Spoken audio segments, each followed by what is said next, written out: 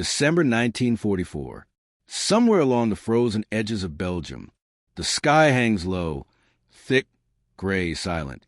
Snow drifts across a field hospital made of canvas and exhaustion. Inside, the air smells of iodine, diesel, and the metallic scent of blood. An American Army nurse, her uniform smeared with mud and morphine, tightens a tourniquet on a man whose uniform bears the iron insignia of the Wehrmacht. His breath rattles. His eyes, sharp, disciplined, meet hers for a fleeting second. Around them, the steady hum of suffering, the low groans of wounded GIs, the hiss of boiling instruments, the relentless rhythm of boots and stretchers. When another German officer is carried in, his chest torn, an American orderly pauses. But the nurse doesn't. She kneels beside him, whispers to her team, and reaches for her scissors. The officer, rigid, proud, tries to salute her. She stops him gently. "Save your strength," she says, not as an enemy, but as a guardian of life. For the first time, the Germans understood. These women did not salute ranks. They saluted wounds. The winter of exhaustion. By the closing months of 1944, Europe was a continent on fire. The Allies had landed on the beaches of Normandy that summer, tearing open Hitler's fortress Europe. In June, Operation Overlord unleashed a tide of men and machines unlike anything the world had ever seen. Over 156,000 troops storming the French coast, backed by thousands of ships, aircraft, and tanks. By autumn, Paris was liberated. The Wehrmacht, once the master of Europe, was being driven back through fields it had conquered only years before. But victory, even for the victors, came at a terrible price. The hedgerows of Normandy, the forests of the Ardennes, and the shattered towns of France became graveyards for entire battalions. The front lines shifted by miles each day. But for medics and nurses, the battlefield never moved. It only grew. American field hospitals were set up wherever they could stand. Abandoned barns, half-collapsed churches, or canvas tents sunk in mud.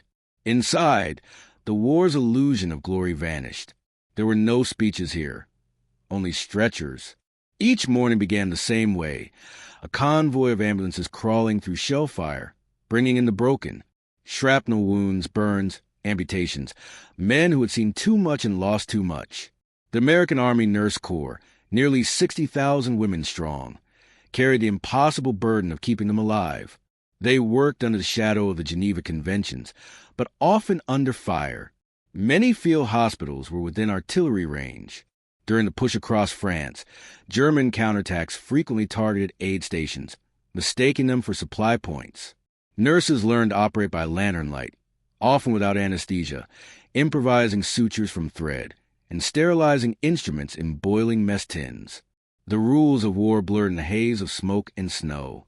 In theory, medics were protected. In reality, no one was. By December 1944, the Allied advance had slowed. The weather turned cruel. Fuel froze in engines. Blood froze in bandages.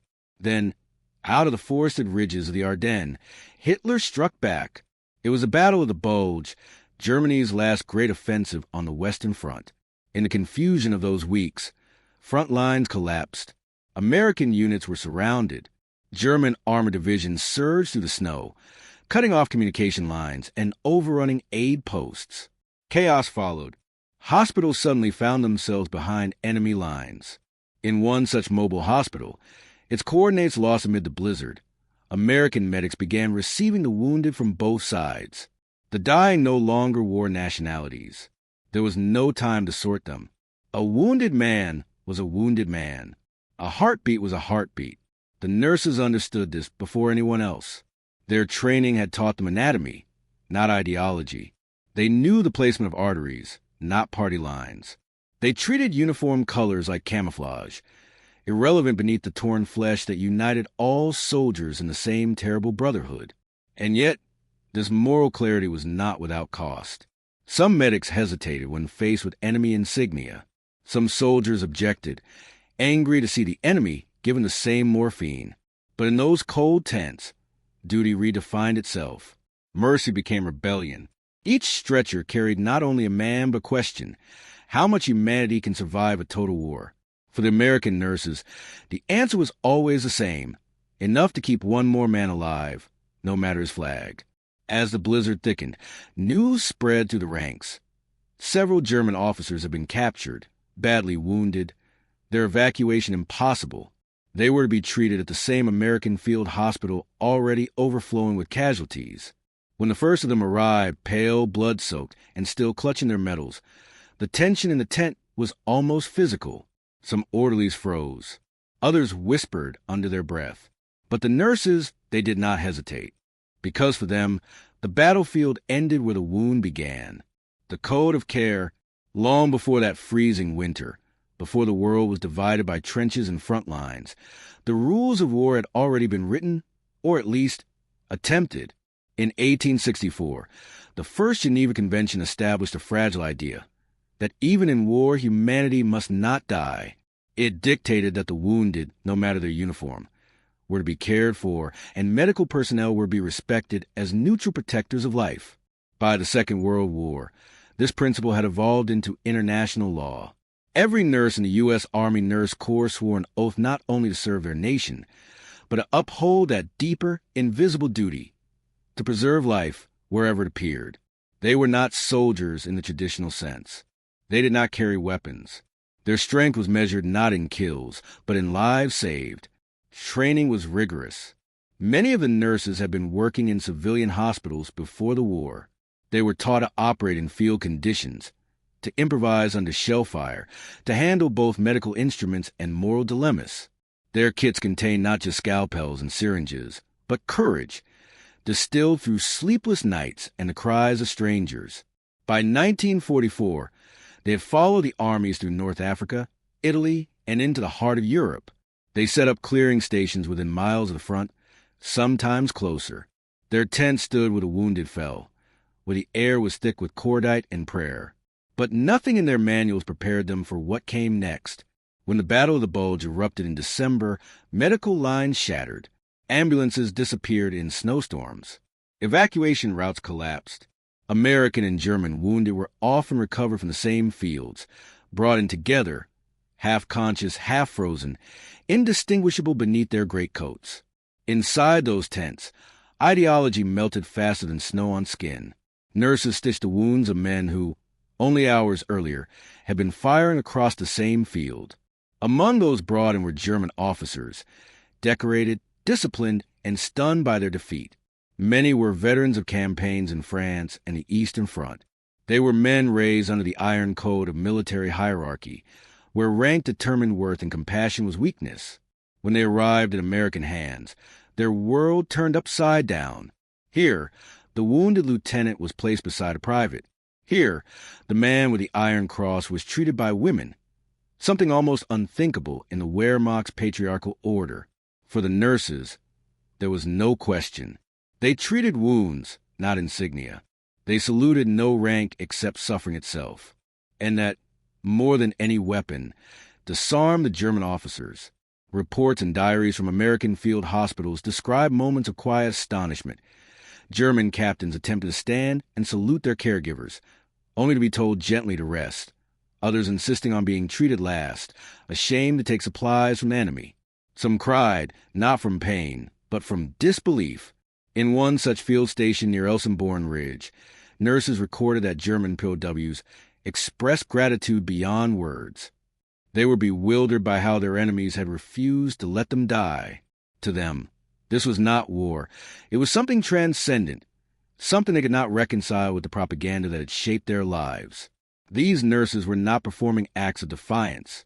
They were following their code, a code stronger than any ideology, forged not in battle but in the sanctity of care. The irony was profound. The most disciplined soldiers of a militarized empire were being shown discipline of another kind, the discipline of mercy. And as the war raged outside those tents, the nurses carried on, washing blood from their hands, writing notes to families, and waiting for the next stretcher. Their acts rarely made headlines, but they shaped the moral spine of the Allied campaign. Every bandage tied, every pulse restored, was a quiet victory of humanity over hatred. And within those fragile walls of canvas and compassion, the seeds of the story's climax were already taking root. Because soon, a moment would come when compassion itself would become an act of defiance, when a wounded enemy would raise his hand, not to salute a superior, but to honor the hands that had saved him. The many faces of mercy won. The human angle, hands without borders. Every war reduces people to categories: soldier, enemy, ally, casualty. But in the field hospitals of the Western Front, those categories fell apart as quickly as bodies did. For the nurses, each stretcher was a name waiting to be forgotten by history. They saw men, not nationalities, bleeding the same red, whispering the same final words to mothers thousands of miles away. The American nurse's hand did not hesitate. Whether the patch on a sleeve bore stars or swastikas, the wound beneath it demanded the same care. In those tents, identity stripped down to the simplest truth: living or dying. A corporal from the 101st Airborne later wrote in his journal, "They saved one of them before they saved me, and I thanked them for it, because in that moment, none of us were enemies. We were just trying to hold on." The nurses were the quiet architects of this fragile humanity. They could not change the war, but they could change its meaning, one heartbeat at a time. Each suture tied was a rebellion against the logic of annihilation. Each morphine injection was a whisper of civilization in a world that had forgotten the word. They did not see themselves as heroes. They saw themselves as necessary. But their patients, on both sides, knew otherwise. For many German officers, that realization came too late, lying under the dim lantern glow, hearing a foreign voice say, "You'll live." That voice, calm, steady, unarmed, could shatter more pride than any bullet ever could. 2. The military angle. Medicine in the line of fire. Behind every act of compassion stood an operation of impossible precision. A wartime hospital was not a place of peace. It was a front line of its own. The U.S. Army's evacuation and field hospital system, perfected during campaigns in North African Italy, was a logistical miracle. It moved faster than many divisions, setting up in hours, often under fire. Surgeons worked in shifts of 16 hours or more. Supplies ran thin. Generators faltered. Sterility was a luxury. Improvisation a necessity. When the wounded poured in during the Battle of the Bulge, medics triaged by instinct. The cries, the smoke, the freezing air, all part of a rhythm of organized chaos. Under these conditions, the distinction between friend and enemy ceased to matter. A dying man was always treated first, regardless of insignia. This wasn't just morality, it was doctrine. The Geneva Convention of 1929, signed by the United States and Germany alike, demanded humane treatment for all wounded. But few places embodied that principle as consistently as American field units did during the winter of 1944 to 45. Even so, the risks were enormous. German counterattacks sometimes swept through zones marked with red crosses. Ambulances were strafed. Supply convoys disappeared in snowstorms. Some hospitals were captured, their nurses taken prisoner. Yet the system endured, because it had to. Doctors and nurses became engineers of mercy, adapting their environment as fast as the army moved. They used beer bottles as 4 drips, tore sheets into bandages, melted snow for sterilization. The wounded German officers who later marveled at their treatment were not seeing charity. They were witnessing the peak of Allied discipline, because medicine, like warfare, demanded order, courage, and sacrifice. But unlike warfare, its goal was the restoration of life, not its destruction. That was the paradox that stunned the captured Germans. Their enemies were not only better supplied, but better at preserving life, even theirs. 3. The ethical angle, the weight of the oath. Every nurse wore 2 invisible symbols: the Red Cross on her arm and the weight of an oath on her soul. That oath, taken in sterile classrooms before they ever saw a battlefield, was simple: to serve humanity in peace and war alike. But in the mud and snow of Belgium, those words became a crucible. There were moments of hesitation, whispered doubts in the dark. Why treat them? They wouldn't do the same for us. It was a fair question, whispered over the moans of both friend and foe. Some had heard stories from Eastern Front, of German medics who ignored Soviet wounded, of hospitals burned and prisoners executed. To these women, showing mercy to the same uniform responsible for such atrocities was almost unbearable. And yet, they did, every time. because their oath was not built on reciprocity. It was built on principle. Theirs was the one profession that refused to surrender to hate. One nurse later recalled in her memoir, "You learn that pain has no language. You cannot turn away from it." It was this refusal, this moral defiance, that the German officers could not understand.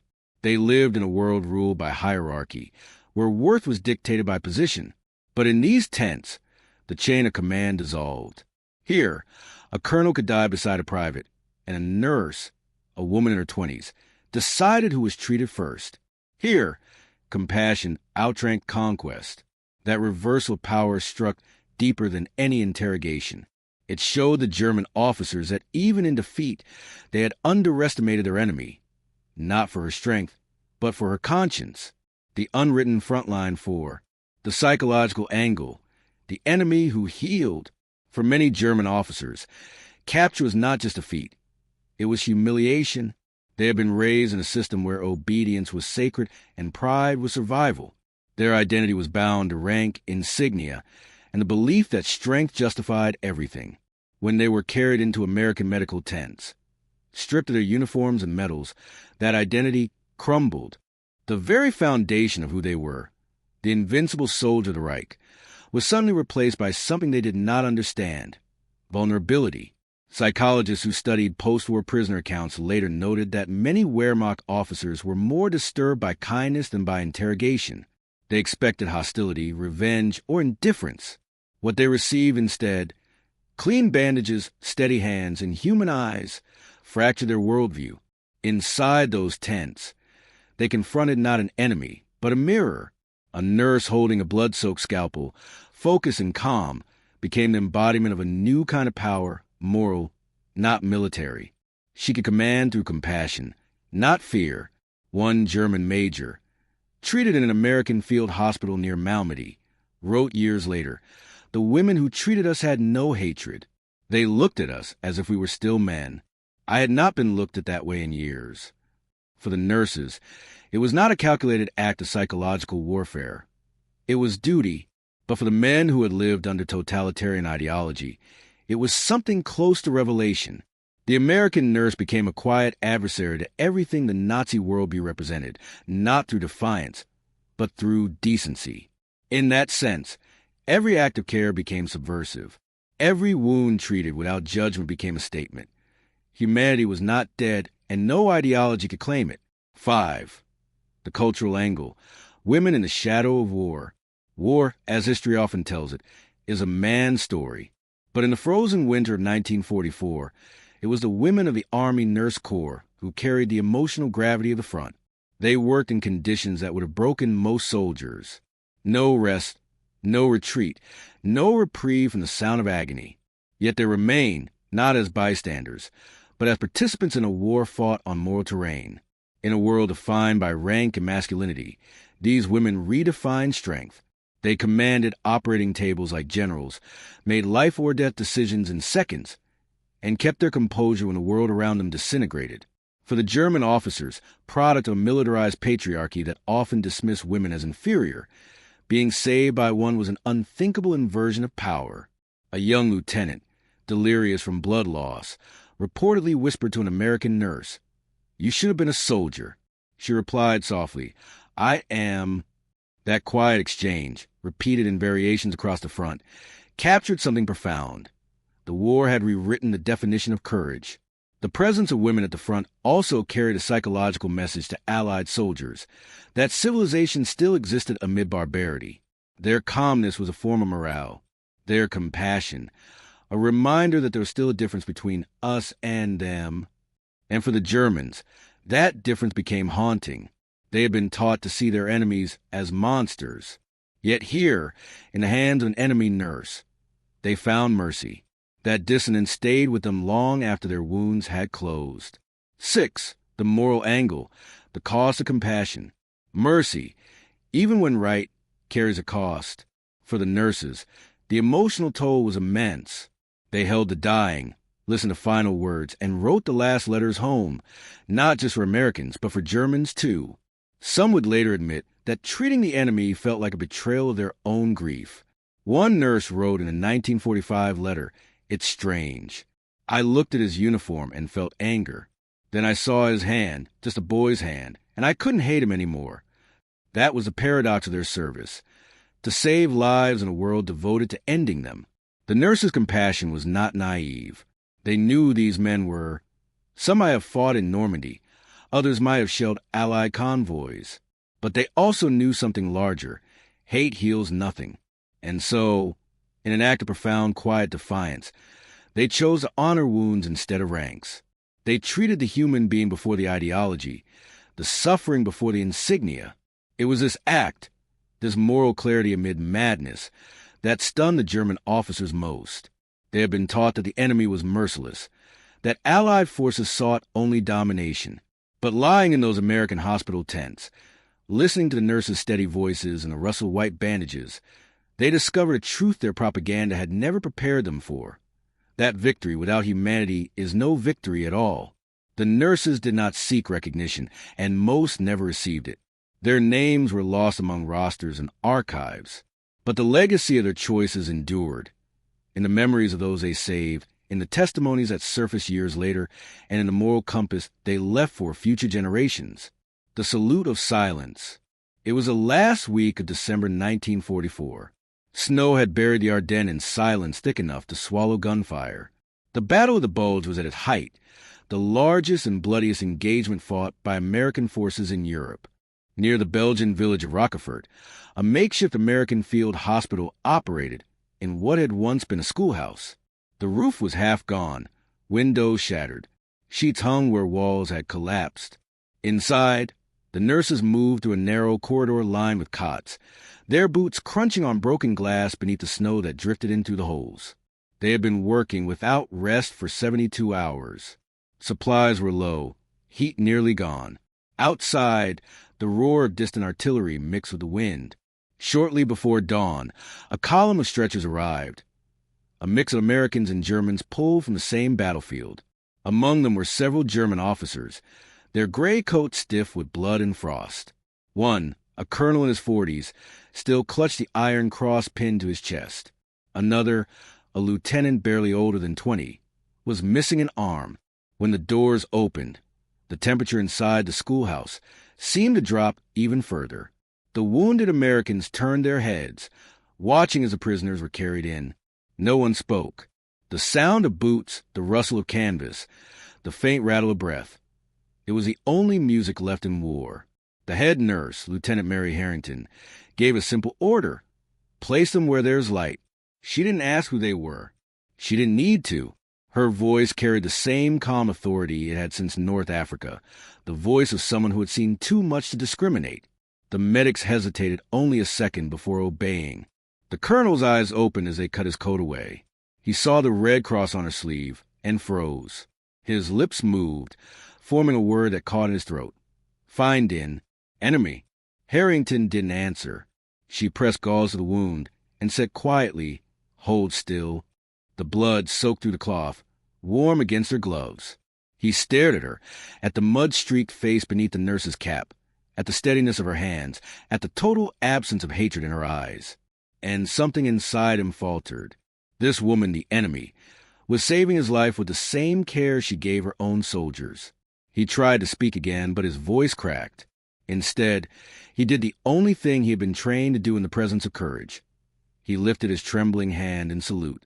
It was not the salute of victory. It was not even the salute of rank.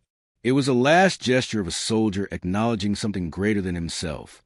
She paused for a moment, then lowered his arm gently back to the bed. Rest, she said. Then she turned to the next patient. The younger lieutenant watched the exchange. His eyes, hollow with fever, followed her as she moved between cots. He whispered in German, Warm? Warm helped UNS. Why are you helping us?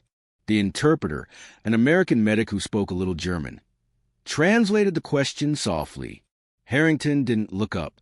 She simply said, Because that's what we do. It was the only answer that mattered.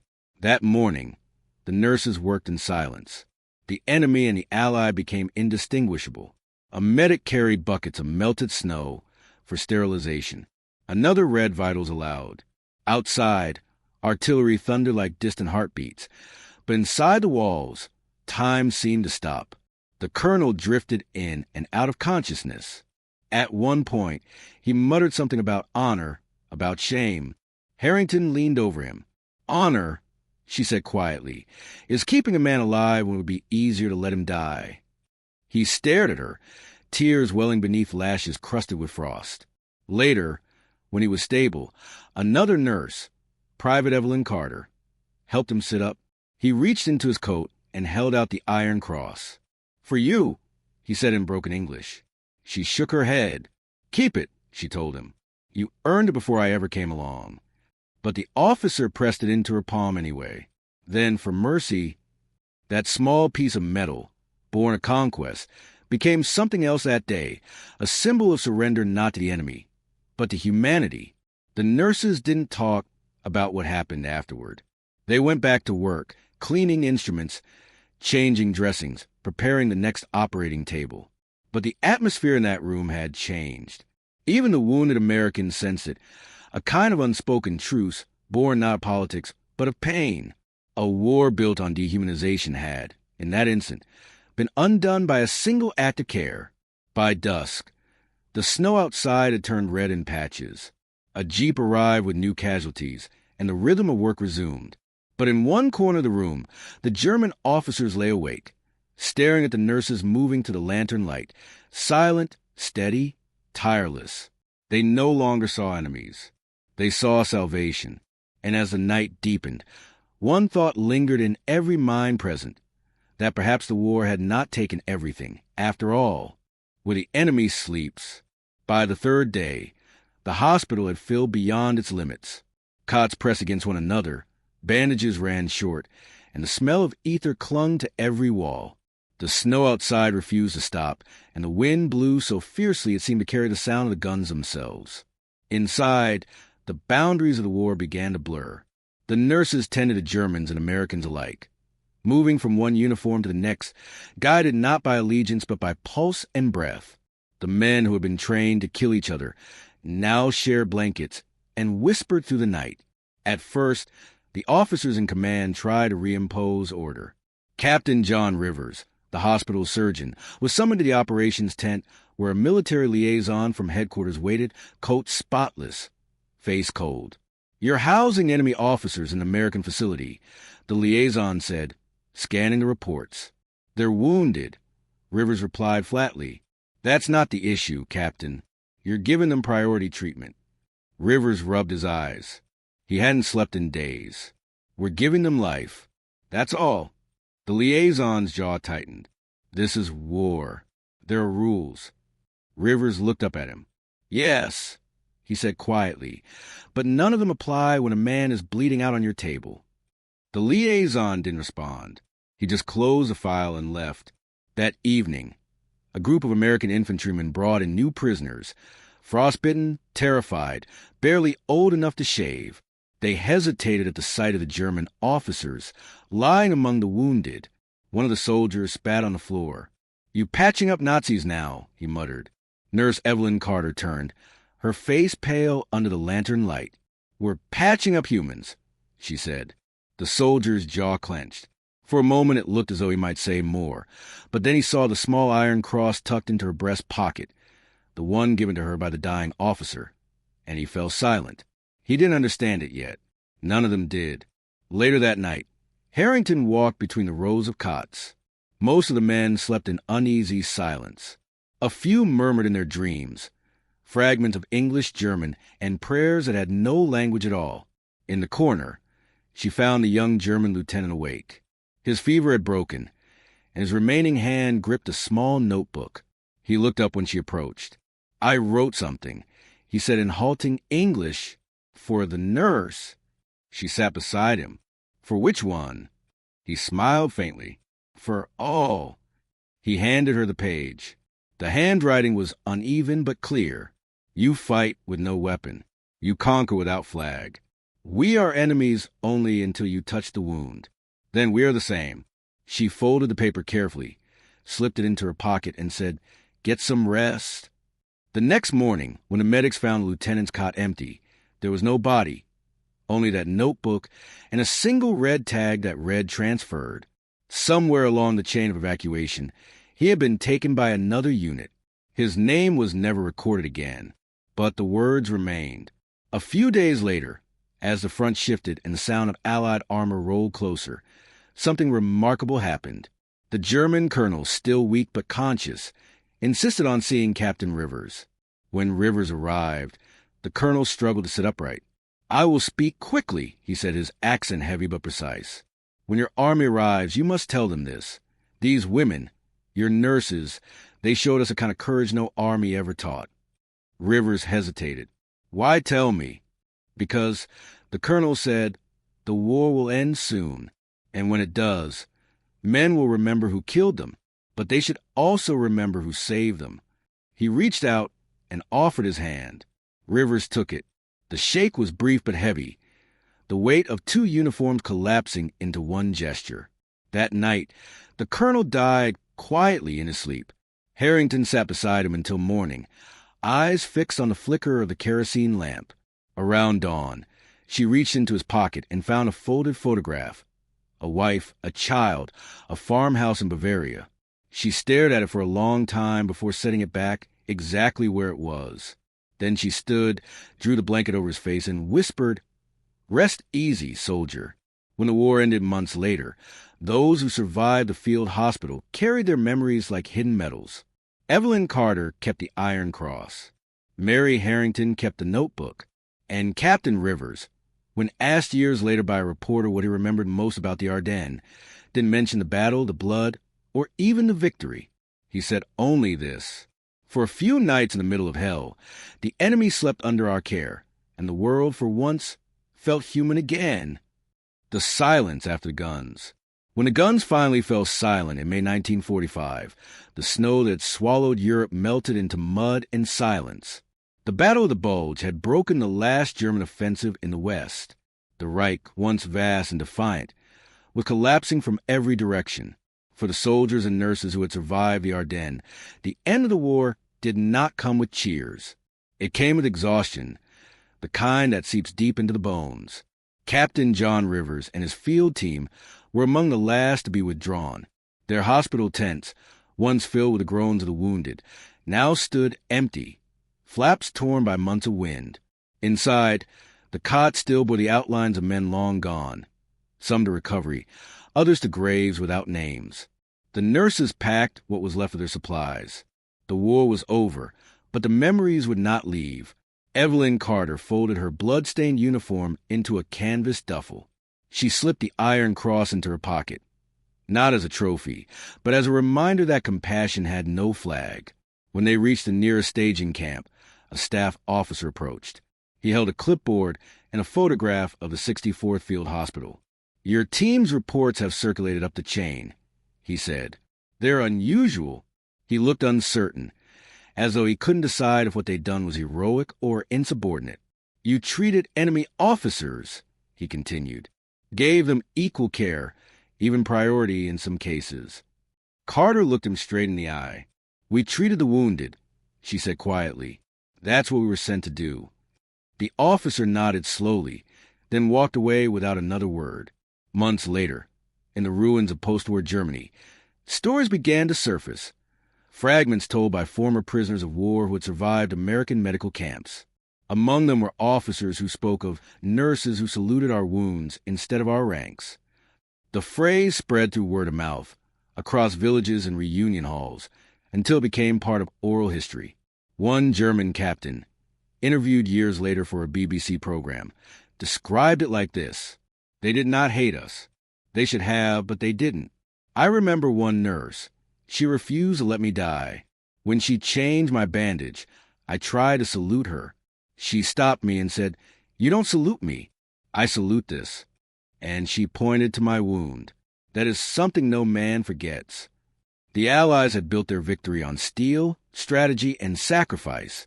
But what lingered in the minds of those who saw the war's end was not always the sound of tanks or the raising of flags. It was that quiet rebellion of mercy. In letters home, soldiers spoke of nurses who showed more courage than any of us. Medical officers filed reports recommending commendations for those who had served in the freezing Ardennes without complaint. But the nurses themselves rarely spoke of what they had done.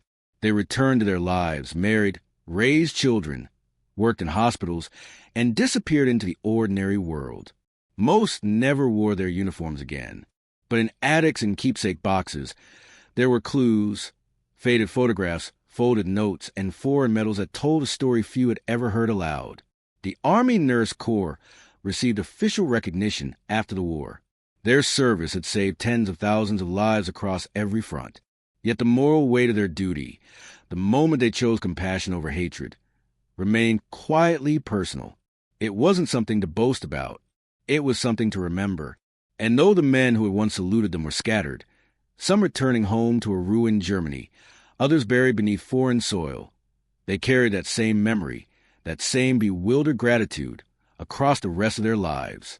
For a generation raised on obedience and rank, it was perhaps the first time they understood that strength could take the shape of kindness. The battlefield had turned to silence, but in that silence, the meaning of victory began to change. The echo that never faded. The war ended, but its echoes refused to die. Europe was a continent of ruins and refugees, and yet, among the devastation, stories like the one from the 64th Field Hospital drifted quietly through both Allied and Axis survivors, whispers of decency that had somehow survived the fire.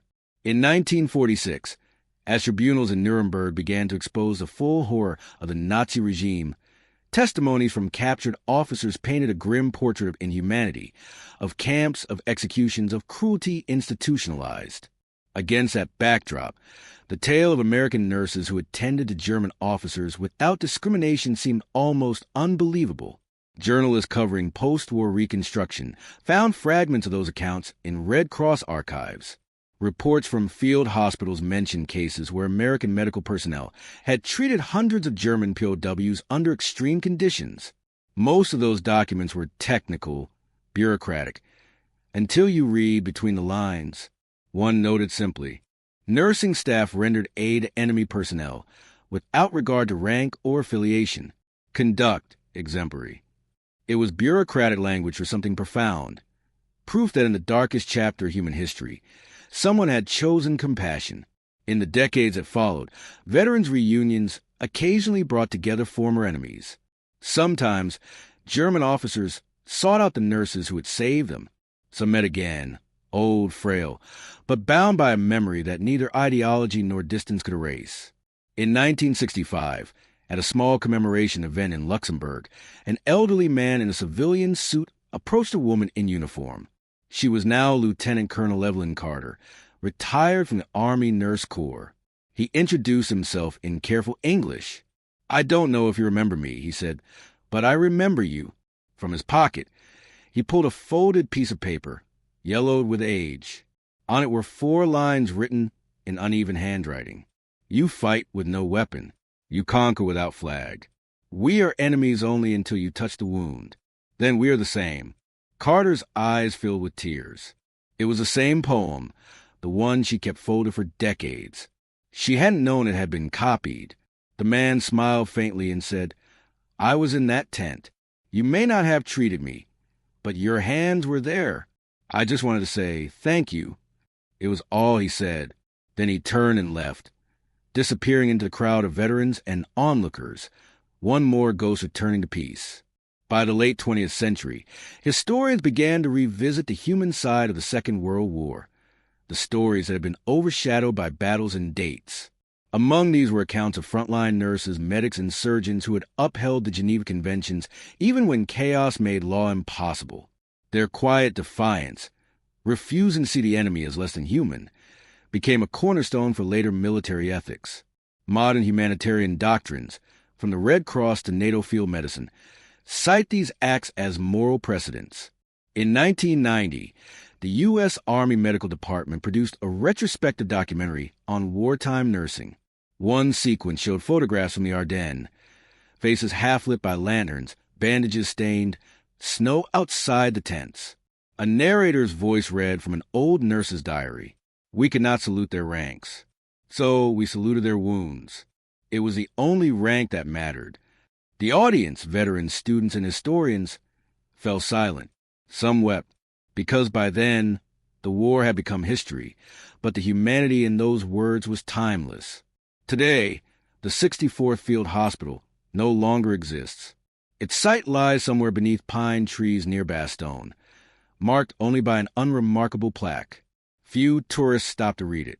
But beneath that soil once stood a tent where enemies became equals, where mercy rewrote the rules of war. And though the nurses who served there are gone, their story lingers, not in medals or monuments, but in every humanitarian act that still honors the same idea, that even in war, compassion is not weakness. It is courage refined to its purest form. In the silence of that forest, one can still imagine the faint rustle of canvas, the whisper of snow, the soft voice of a nurse saying, "Hold still, soldier, you'll live." And maybe, somewhere beyond history, those words still echo, not as memory, but as proof that humanity can survive even its darkest hour. The rank of mercy. History remembers wars through maps and medals, through lines drawn on a continent and names carved into stone.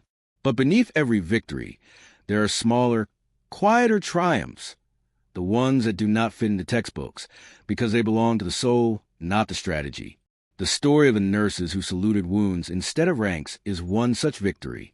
It did not change the course of a campaign, nor did it decide the fate of nations, but it revealed something far more enduring, that even when humanity fractures under the weight of war, it can still heal itself one act of compassion at a time.